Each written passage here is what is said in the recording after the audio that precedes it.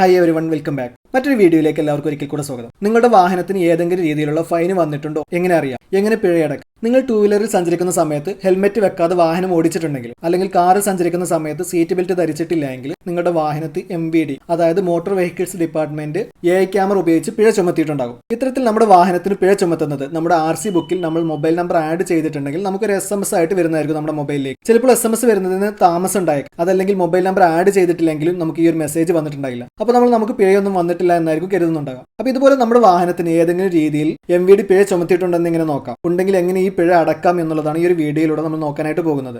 നിങ്ങൾ ഈ ഒരു ചാനൽ ആദ്യമായിട്ട് കാണുന്നവരാണെങ്കിൽ ഇപ്പോൾ തന്നെ ഈ വീഡിയോയുടെ താഴെയുള്ള സബ്സ്ക്രൈബ് ബട്ടൺ ഒന്ന് പ്രസ് ചെയ്ത് ചാനൽ സബ്സ്ക്രൈബ് ചെയ്തു വെക്കുക. തുടർന്നുള്ള ബെല്ലൈക്കൺ കൂടെ ഒന്ന് എനാബിൾ ചെയ്തു വെക്കുക.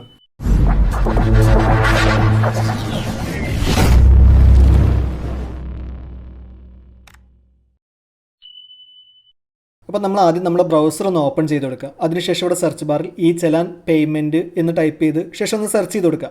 അപ്പോൾ നമുക്ക് സെർച്ച് റിസൾട്ട് ഇതുപോലെ വന്നിട്ടുണ്ടായിരിക്കും. അതിൽ ഒന്നാമത്തെ ഓപ്ഷൻ തന്നെ കാണാം, ചലാൻ ഡീറ്റെയിൽസ് എന്നുള്ളത്. അതിലൊന്ന് എൻ്റർ ചെയ്ത് കൊടുക്കാം. ശേഷം നമ്മൾ ഇതുപോലെ ഒരു ഇൻ്റർഫേസിലോട്ട് വന്നിട്ടുണ്ടായിരിക്കും. ഇവിടെ നമുക്ക് 3 ഓപ്ഷൻസ് ഉണ്ട്: challan number, vehicle number, DL number എന്നുള്ളത്, അതായത് ഡ്രൈവിംഗ് ലൈസൻസ് നമ്പർ എന്ന്. ഇവിടെ നമ്മൾ വെഹിക്കിൾ നമ്പർ എന്നുള്ള ഓപ്ഷൻ സെലക്ട് ചെയ്ത് കൊടുക്കാം. അതിനുശേഷം താഴെ വരുന്ന ഭാഗത്ത് വെഹിക്കിൾ നമ്പർ എന്നുള്ളത് കാണാം. ആ ഭാഗത്തായിട്ട് നമ്മുടെ വണ്ടി നമ്പർ നമ്മൾ കറക്റ്റായിട്ട് ഒന്ന് എൻ്റർ ചെയ്ത് കൊടുക്കുക. സ്പേസ് ഒന്നും കൂടാതെ കറക്റ്റായിട്ട് കംപ്ലീറ്റ് വെഹിക്കിൾ നമ്പർ നമ്മളൊന്ന് എൻ്റർ ചെയ്ത് കൊടുക്കുക. അതിനുശേഷം താഴെ വരുന്ന ഭാഗത്ത് chassis number or engine number എന്നുള്ളത് കാണാം. അതിൽ നമ്മുടെ എഞ്ചിൻ നമ്പറിൻ്റെയോ അല്ലെങ്കിൽ ചേസിസ് നമ്പറിൻ്റെയോ അവസാനത്തെ 5 അക്കങ്ങളാണ് എൻ്റർ ചെയ്ത് കൊടുക്കേണ്ടത്. നമ്മുടെ എഞ്ചിൻ നമ്പർ ചേസിസ് നമ്പർ നമുക്ക് അറിയാൻ വേണ്ടി നമ്മുടെ RC ബുക്കിൽ നോക്കിക്കഴിഞ്ഞാൽ നമുക്ക് അതിൽ നിന്ന് കാണും. അതിൽ നിന്ന് നമ്മൾ എഞ്ചിൻ നമ്പറിൻ്റെയോ അല്ലെങ്കിൽ ചേസിസ് നമ്പറിൻ്റെയോ ഏതെങ്കിലും ഒരെണ്ണത്തിൻ്റെ 5 ഡിജിറ്റ്സ്, ലാസ്റ്റ് 5 ഡിജിറ്റ്സ് നമ്മൾ അവിടെ എൻ്റർ ചെയ്ത് കൊടുക്കുക. അതിനുശേഷം താഴെയുള്ള ആ ഒരു കോഡ് നമ്പർ, അതിന് താഴെയുള്ള ഭാഗത്ത് ക്യാപ്ച എന്നുള്ള ആ ഒരു ഭാഗത്ത് കറക്റ്റായിട്ട്, അതുപോലെ തന്നെ ക്യാപ് ലെറ്ററും സ്മോൾ ലെറ്ററും ഒക്കെ കറക്റ്റായിട്ട് എൻ്റർ ചെയ്ത് കൊടുക്കുക. അതിനുശേഷം താഴെയുള്ള ഗെറ്റ് ഡീറ്റെയിൽസ് എന്നുള്ള ബട്ടൺ ഒന്ന് പ്രസ് ചെയ്ത് കൊടുക്കുക.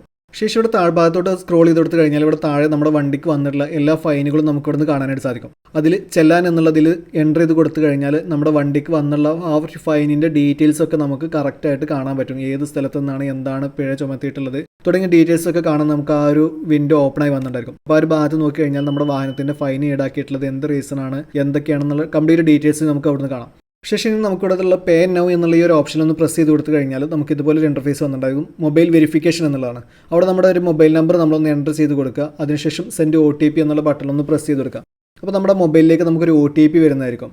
എൻ്റെ ഒരു OTP എന്നുള്ള ഭാഗത്ത് നമ്മുടെ മൊബൈലിലേക്ക് വന്നിട്ടുള്ള ഒരു OTP കോഡ് നമ്മളൊന്ന് കറക്റ്റായിട്ട് എൻ്റർ ചെയ്ത് കൊടുക്കുക.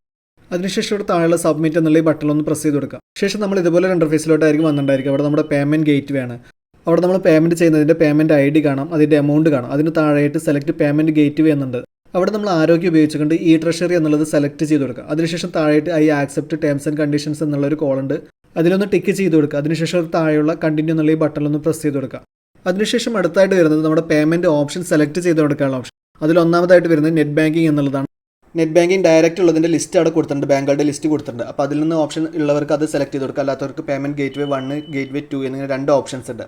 അപ്പോൾ നമ്മളിവിടെ ഗേറ്റ് വേ 1 എന്നുള്ളതാണ് സെലക്ട് ചെയ്ത് കൊടുക്കുന്നത്. അതിലാണ് credit card, debit card, net banking, UPI payment എന്നിങ്ങനെ ഓപ്ഷൻസ് ഉണ്ട്. ശേഷം അതിന് താഴെ ഇവിടെ പ്രൊസീഡ് ഫോർ പേയ്മെൻറ്റ് എന്നുള്ള ഈ ബട്ടണിലൊന്ന് പ്രസ് ചെയ്ത് കൊടുക്കുക. GRN ജനറേറ്റഡ് ഓക്കെ എന്നുള്ളതിലൊന്ന് പ്രസ് ചെയ്ത് കൊടുക്കുക. ശേഷം അടുത്ത് വരുന്ന വിൻഡോയിൽ നമ്മുടെ പേയ്മെൻറ്റ് മെത്തേഡ് സെലക്ട് ചെയ്ത് കൊടുക്കാനാണ്. കാർഡ്, നെറ്റ് ബാങ്കിങ്, UPI എന്നിങ്ങനെ ഓപ്ഷൻസ് ഉണ്ട്. അപ്പോൾ നമ്മളിവിടെ കാർഡ് എന്നുള്ളതാണ് സെലക്ട് ചെയ്ത് കൊടുത്തുള്ളത്. ശേഷം വരുന്ന വിൻഡോയിൽ നമ്മുടെ കാർഡ് ഡീറ്റെയിൽസ് എൻ്റർ ചെയ്ത് കൊടുക്കാനാണ്. ഫസ്റ്റത്തെ കോളത്തിൽ name on card, card number, card expiry date, കാർഡിൻ്റെ CVV number, mobile number, email address തുടങ്ങിയ ഡീറ്റെയിൽസ് ഒക്കെ എൻ്റർ ചെയ്ത് കൊടുക്കാം. അതിനുശേഷം താഴെയുള്ള പേ എന്നുള്ള ബട്ടണൊന്ന് പ്രസ് ചെയ്ത് കൊടുക്കുക. അപ്പോൾ ഞാനിവിടെ കാർഡ് ഡീറ്റെയിൽസ് ഒക്കെ എൻ്റർ ചെയ്ത് കൊടുത്തിട്ടുണ്ട്. അതിനുശേഷം പേ എന്നുള്ള ഈ ബട്ടണൊന്ന് പ്രസ് ചെയ്ത് കൊടുക്കുക. അപ്പോൾ നമ്മുടെ ട്രാൻസാക്ഷൻ സമ്മറി എന്ന് പറഞ്ഞിട്ട് ഇതുപോലെ ഒരു വിൻഡോ വന്നിട്ടുണ്ടാവും.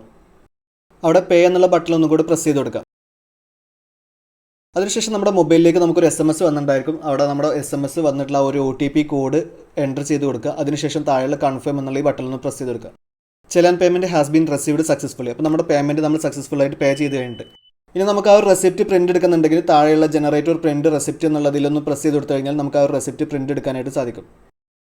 നമ്മുടെ വാഹനങ്ങൾക്ക് AI ക്യാമറ പിഴ ചുമത്തിയിട്ടുണ്ടോ, അത് എങ്ങനെ ഓൺലൈനായിട്ട് പേയ്മെൻറ്റ് ചെയ്യുന്നത് എന്നുള്ള ഈ ഒരു വീഡിയോ നിങ്ങൾക്ക് ഉപകാരപ്രദമായി എന്ന് കരുതുന്നു.